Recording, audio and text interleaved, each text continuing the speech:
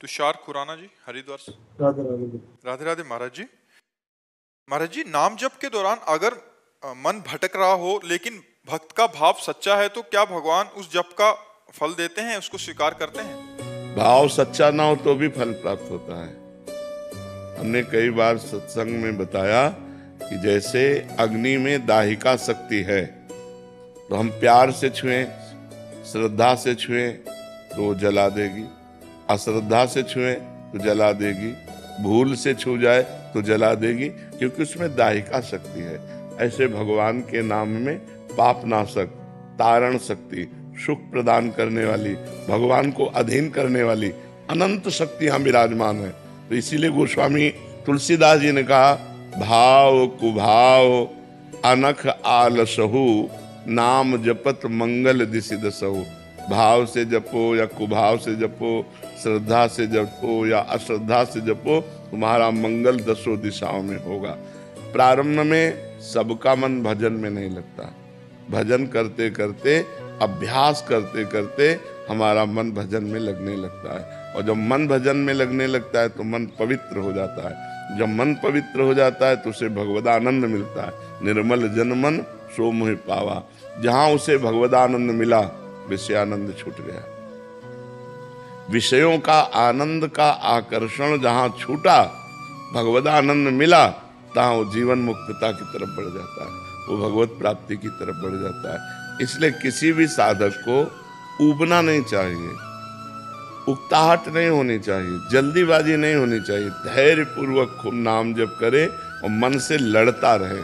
मन गलत संकल्प करेगा, गलत जगह ले जाना चाहेगा, गलत क्रियाएं कराना चाहेगा, गलत दृश्य देखना चाहेगा, तो हमको बहुत सावधान रहना है। सबसे ज्यादा साधक को सावधानी एकांत में रखनी है। जब वो अकेला हो, एकांत लेटा हो, बैठा हो, उस समय उसको बहुत सावधान रहना है। तो एकांत पाकर अधकचरे योगी के ऊपर मन अपना हावी होता है, और हावी होकर उससे गलत चिंतन कराता है, गलत दृश्य दिखाने की चेष्टा करता है। अब जैसे मोबाइल है, एकांत में है, आप बहुत आप नाम जप कर रहे हैं बहुत, लेकिन वो मन आपको जबरदस्ती मोबाइल खुलवाएगा और गलत दृश्य देखने के लिए विवश करेगा, गलत संकल्प करेगा, गलत क्रियाएं करने के लिए विवश करेगा। जिस साधक का एकांत पवित्र है, वो साधक का जीवन पवित्र है। समाज में तो सब होश में रहते हैं, हमारा जो होश उड़ाता है मन, वो एकांत में होता है। तो एकांत में मन हावी होकर अपनी मनमानी कराना चाहता है, इसलिए उसकी एक भी बात न माने। एकांत में बहुत सावधान होना चाहिए। जब अकेले कमरे में बैठे हो या शयन करने जा रहे हो, उस समय बहुत सावधानी की जरूरत है कि मन हम पर हावी होकर कोई गलत क्रिया न करा ले, कोई गलत दृश्य न दिखा दे, कोई गलत संकल्प न बना दे, कोई गलत मनोराज्य में न ले जाए। अगर हम ऐसी सावधानी रखेंगे तो नाम धीरे धीरे खुद अनुभव कराने लगेगा कि हमको कितना आनंद प्राप्त होता है। भरत जी, चंडीगढ़ से। राधे राधे। राधे राधे महाराज जी। महाराज जी, शील प्रभुपाद जी को मैंने अपना गुरु स्वीकार किया है। महाराज जी, शारीरिक रूप से वो तो अभी संसार में नहीं है, तो क्या मात्र उनके उपदेश का पालन करके और हरे कृष्णा महामंत्र का जप करके भगवत प्राप्ति का मार्ग प्रशस्त हो? हाँ, हो सकता है, हो सकता है। भगवान नाम में अपार सामर्थ्य है, और संत महात्मा अंतर ध्यान जरूर हो जाते हैं, पर उनकी वो सत है ना, तो उनकी सत्ता है, कभी अभाव नहीं होता। ना सते विद्यते भाव, ना भाव विद्यते सता। असत का कभी भाव नहीं है और सत का कभी अभाव नहीं है।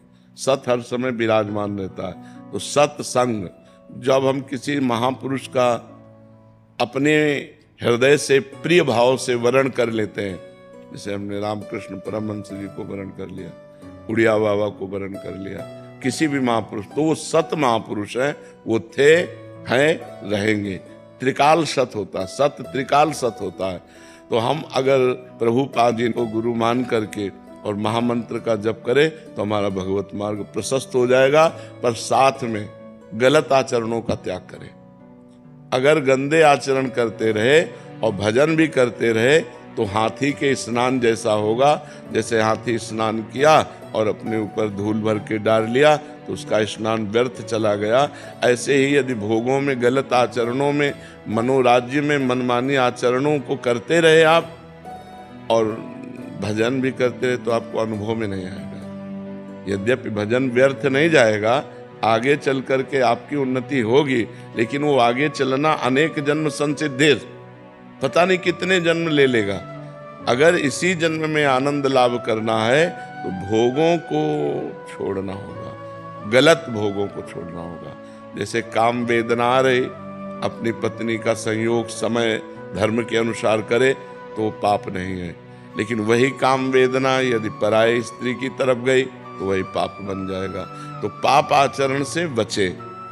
हम धर्म के द्वारा धन कमा रहे हैं, उससे हमारे परिवार का पोषण हो रहा है, ये भजन करो तो लाभ मिलेगा।